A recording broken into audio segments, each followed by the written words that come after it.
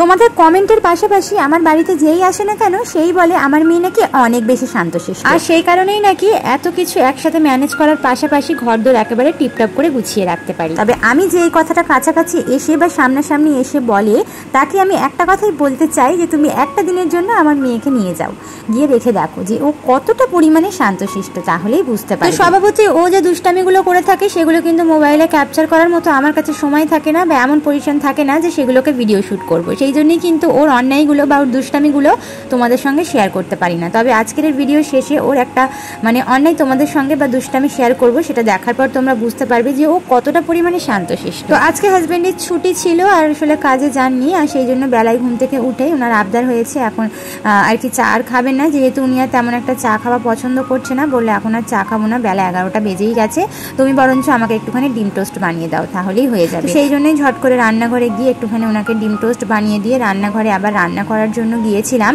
তারপর ঘরের মধ্যে এসে দেখলাম এই অবস্থা, মানে বুঝতে পারছো মানে ঘরদোরকে গুছিয়ে রাখার জন্য আমাকে যে কতটা পরিমাণে পরিশ্রম করতে হয় সেটা একমাত্র আমি এবং আমার আল্লাহ পাক ছাড়া আর কেউই জানে না। তো মা কিন্তু বেরিয়েছিল সকালবেলা, আর আসার পথে এই যে মিষ্টি নিয়ে এসেছেন। আসলে আমাদের পাড়াতেই না এরকম লুজ মিষ্টি আসে বিক্রি করতে, আর এগুলো খেতেও কিন্তু দুর্দান্ত হয় আর দামও কিন্তু খুব কম, তো সেই জন্য মা অনেক করেই নিয়ে এসেছেন, কারণ আমরা সবাই মোটামুটি মিষ্টি খেতে পছন্দ করি। এখন ঘড়িতে 12টার মতো বাজে, রান্না বান্না করছিলাম আর সেই সময় কিন্তু মা মিষ্টিটা নিয়ে আসলো, তাই জন্য ভাবলাম যে ফ্রিজে রাখার আগে প্রথমে কিছুটা খেয়ে নেওয়া যাক, তাই প্রথমে মাকে দিলাম, তারপর আমরা খেয়ে নিলাম।